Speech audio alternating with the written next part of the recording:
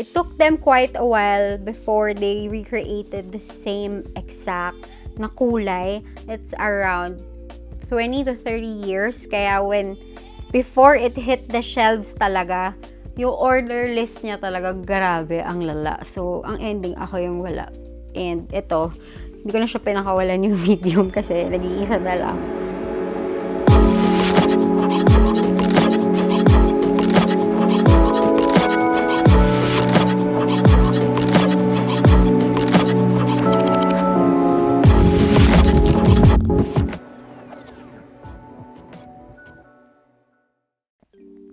Hi guys! Welcome back to my channel. This is Aimee and this is a continuation of our Chanel series. Today, I'm going to share with you the must-haves for collecting your Chanels.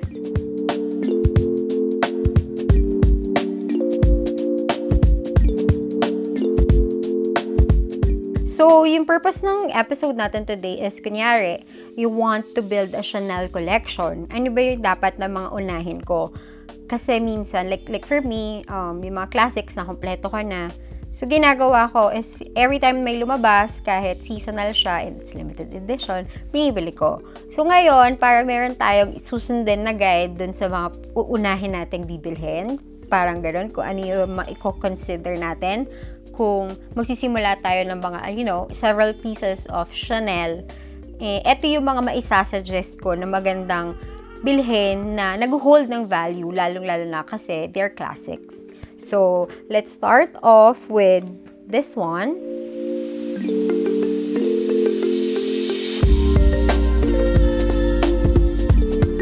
It's the wallet and chain. Na-discuss ko na to sa inyo. This one has an entire episode of my collection. So, the wallet on chain is really functional. So, this is the perfect entry level or the starter's guide, the starter piece to collecting your Chanels. Kasi it's compact, it's multi-purpose, it's very Chanel because it's kilted, and it's like a mini version of the flap, but it's a wallet on chain, hindi siya yung double chain, If you're starting and you have a certain budget in mind, the Chanel wallet on chain is a very, very good choice to be your first bag for Chanel. So, ayan. The price is, after the price increase, though, yung presyo niya, ang taas na naman, but it's not higher than 200. So, ayun yung mga starting point ng Chanel natin. From wallet and chain, of course, the Daliboy, although di siya favorite masyado. Let's discuss this. This one is also a favorite of many.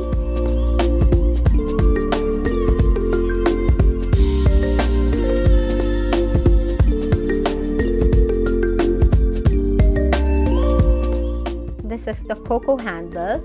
It's a good bag. It's a good piece, actually. I have the mini for Ollie, but I don't know. This is the mini and this is the medium. This is actually the old medium, and then what they did was they changed the sizing kasi meron pang mas malaki rito dati. Yun yung large. So this has become the large now, which is the medium before. So yung small before is the medium now and the mini is the small. So nakakalito yung sizing nila ngayon kasi iba na yung tawag nila. But kung kunyari pipili ka, sabihin mo na lang siguro, I think you just count the kilts, parang ganun, or just tell them that I prefer the old medium size as compared to the newer one kasi nga parang 'di ba nag-size down sila tapos binago lang, inalis lang yung isa kasi super laki talaga nun. But I remember buying one for a friend. So there, this is also a good starter piece. The mini is a little way above 200. And the large, as we call it now, is almost 300. It's at that price point. So, ayan. The rectangular and the small flaps, the mini flaps, rather. So, the minis, yan.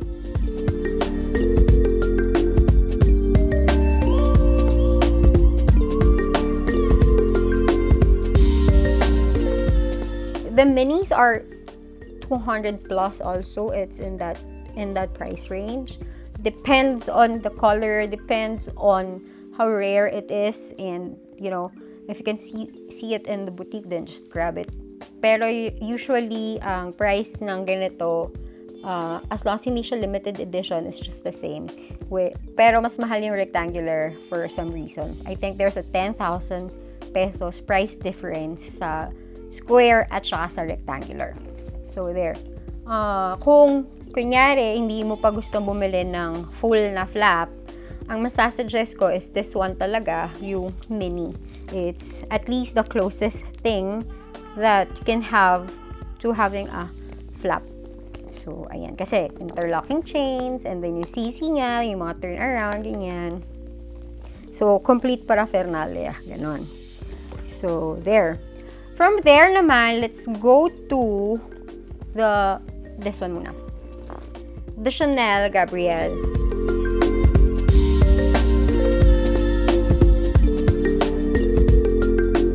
This is also considered a classic and released later, a few years back, as I've mentioned in one of the episodes about Chanel's history.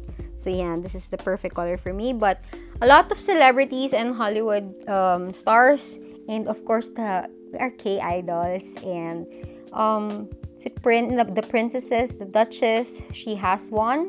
I saw her carrying this one several times in photographs. So if you're considering getting one, yes, go get one.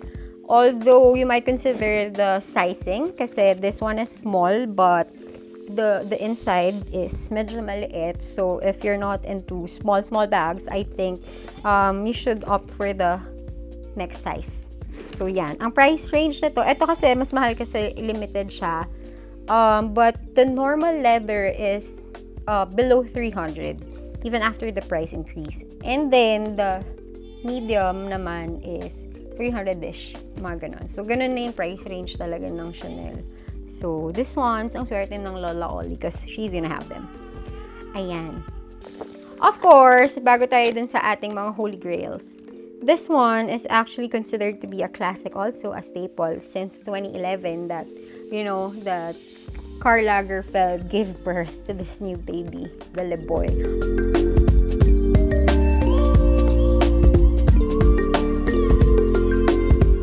A lot of people who are, young and mahilig talaga pumorma, and depende kasi sa personality, this one is not so me.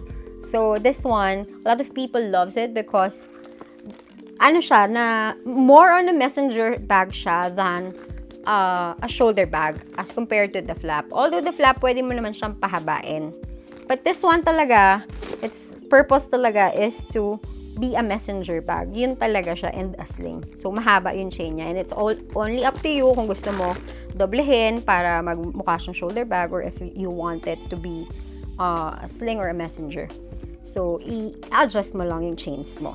Ayan, this is the old medium. I prefer this over the new medium kasi meron yun, yung parang large nila before they removed it, and then they have the large. So, there's mini, there's small, there's the old medium, the new medium, and the large. And parang dati alam ko meron pang maxi nakabili pa ako nun for my friend eh. So, ayun, ito na yung mga existing nila. And new medium now is kinda, hard to find because not a lot of people like the size.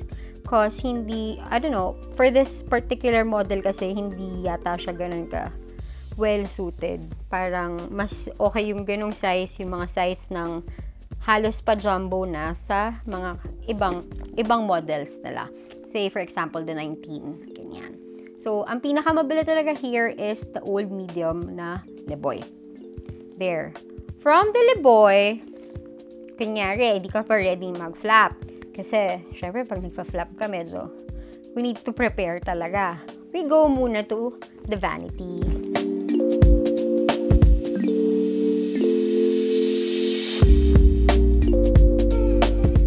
Ito yung unang-unang Vanity. Kasi marami nang lumabas na Vanity, diba? Like, this one, yung mga Olivia Hall, ganyan. This is the mini Vanity and wicker naman. So, ganyan. Pag ayaw mo pa, mga ganun, and hindi ka fan ng Coco handle or ng trendy, actually wala lang rito yung trendy ko, but I have it. in Rose Eclair, I think. So, yung trendy kasi, mas mahal siya sa Coco handle because of the hardware. There's a hardware here on top. Alam ko meron ako wallet on chain na ganun. But, ayun. Yun yung difference nila ng Coco handle. And over the trendy and the Coco handle, I'll go for the trendy. But it's more expensive than the Coco handle. So, if budget comes into mind or meron tayong certain price range na nasa utak pag bibili natin paunti-unti yung mga bags, you might consider muna getting the Coco kasi mas mura siya kesa sa trendy. Ayun. This one naman, if you're not yet ready pa rin to get yourself a flap, this one I can recommend talaga. This is a very special piece for me. This was given to me by one of my loyal clients. And, she lives outside Metro Manila. And, she loves me so much talaga na parang every time meron events and special things sa buhay namin, may gift talaga siya sa akin. Or, papipiliin niya ako kung ano yung gusto ko. Tapos yun, pinapabili niya sa akin for me. So, I love this one so dearly because it's so special. Ang dami kong bags na actually bigay sa akin. Kaya, nakakaipon din ako ng bags. This one is the medium. For me, this is the perfect size kasi it's just right. There's a small. I have the small in red. I'll just show the photos. But I did not get the large because I feel like it's too big for me. So, what's distinct about the large lang is that inside, it's parang totoong vanity because there's a mirror inside dun sa large. As compared to the small and this one, the medium, wala sila. And the large, yung opening niya goes all the way down hanggang dun sa ilalim. So, you can open it wide.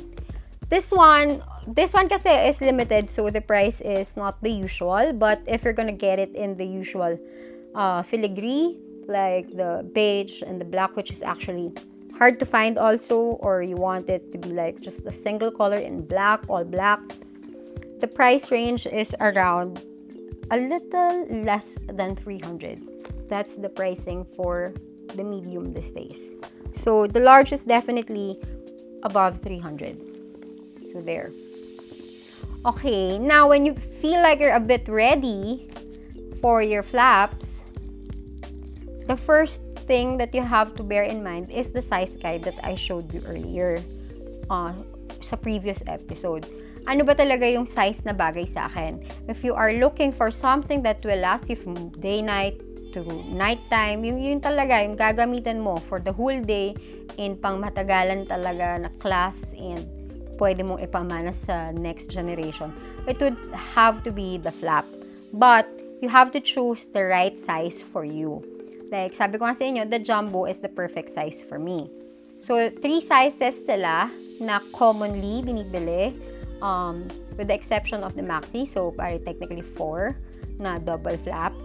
So, for me, ang best na recommendation ko for the people talaga is medium.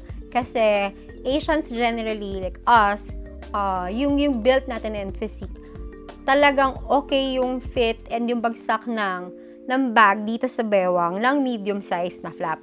But for me, since I'm not purely Pinoy, meron akong konting lahi, yung bagsak sa akin ng medium, medyo naaalangan ako kasi it's just right here instead of going all the way down to my waist. But if I use this naman as a sling, medyo hanggang dun din siya, pero medyo nakakailang, but I would prefer it over the medium kasi yung medium, hindi ko rin siya mailagay as a sling kasi hanggang dito lang din siya sa akin. So, hindi yun yung perfect sizing for me. But if like, your size, your height is around 5'2", ganyan, or 5 feet, and you're on the petite side, you can consider the small, but the best is really medium. In terms of, the value and the durability and versatility, medium talaga yung marirecommend ko. Now, the price range for the classic flaps varies because of the size and of course the material. But as I've said dun sa nakaraang episode ko, caviar skin and lamb skin or goat skin doesn't have any price difference unless it's a limited edition or it's metallic or so black. But pag regular lang yan and it's caviar or it's lamb skin, pareho lang yung presyo nila. Hindi siya nagbabago. Nagbabago lang siya kapag iba yung ginamit. So, the small one nowadays is way more expensive than before. It's above 400 na now. The medium is also around that much. And the jumbo is nearly 500. And then the maxi, the biggest, is almost the same price. Parang konti lang yung difference ng jumbo, but mga 20,000 ganyan. So they're around that much na during this time. It's around 500. So kaya happy na ako kasi meron ako ng mga kulay na gusto ko and all. This one. So before you finally decide to get your flaps, kasi if you have a budget in mind, isipin mo muna, you can just opt for other models first. There's another one that's relatively new, but I super love and I am in love with. I have 2 sizes. Actually, I have wallet and chain pa of this. The Chanel 19.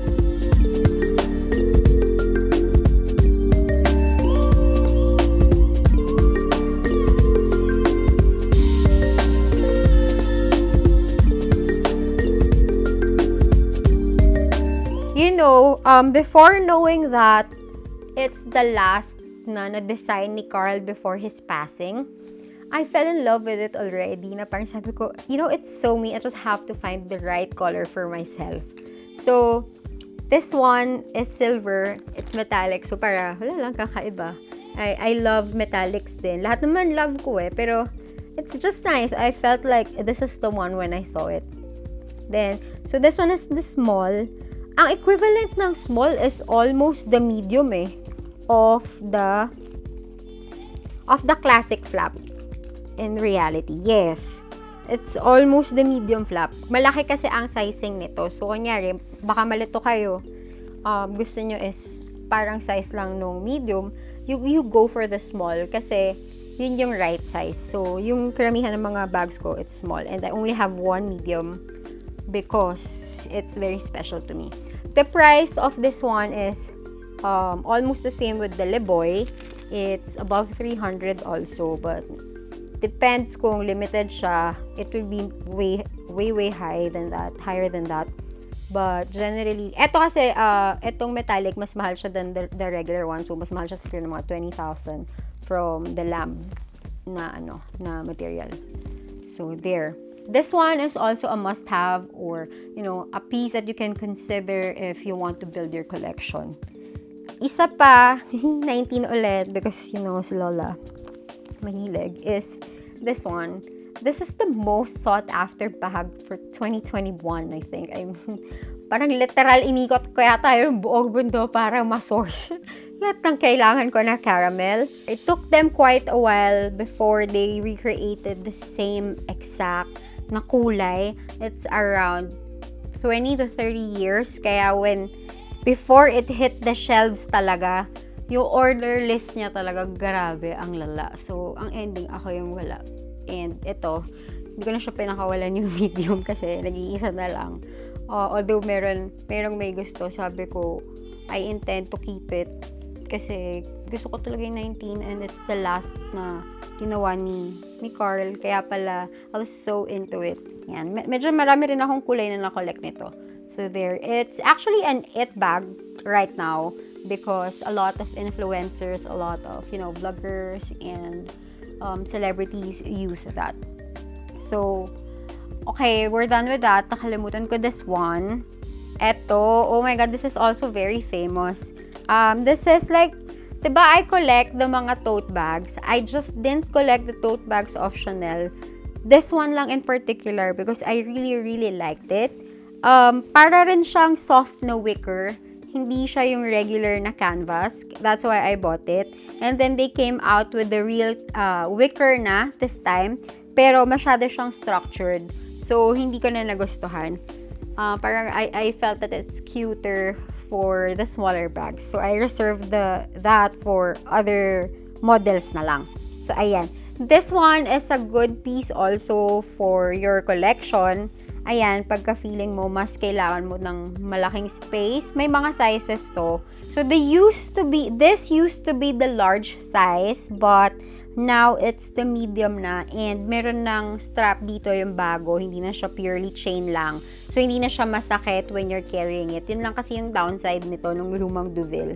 But look at the inside, so spacious. I mean, you can use this na, you know, when you're traveling, you can put everything. Para siyang yun, eto yung umpisa, yung OG ng mga totes eh. But, for me, one is enough. And, ayun nga. I love kasi the prints of the other totes. Kaya isa lang yung binili ko nito. The price these days for the size is above 200 na.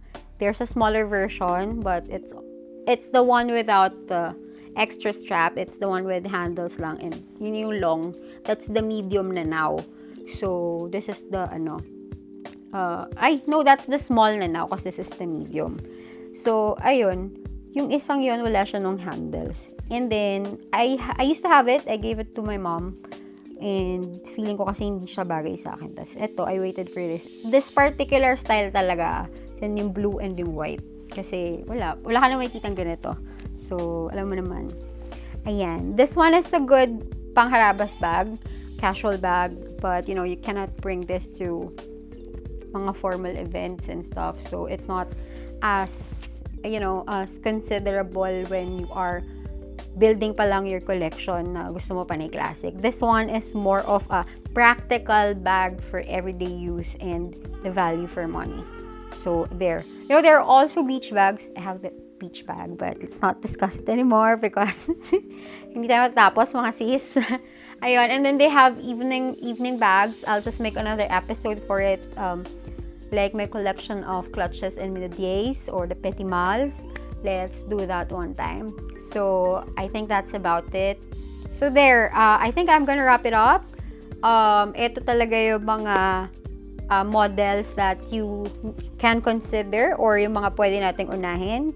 Since nagbigay naman ako ng guide ng mga price range nila, up to you kung alin yung uunahin nyo. But the most frequent na nag-i-increase are the classics.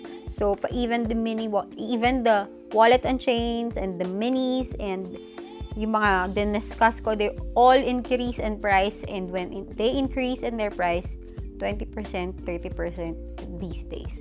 So, yun. It's really nice to at least have one already. But if you're not ready to jump in to the flap collection just yet, you might consider the other choices that I told you because they also hold the value. So, again, this has been Aimee. I'm gonna see you on the next episode. Thank you very much. I'll see you guys soon. Don't forget to like, share, subscribe, or comment down below on what episodes you'd like us to feature in the future. And of course, the notification button here so that you'll get to be notified with our new uploads and whatever we're going to do on our channel next. Thank you. Bye!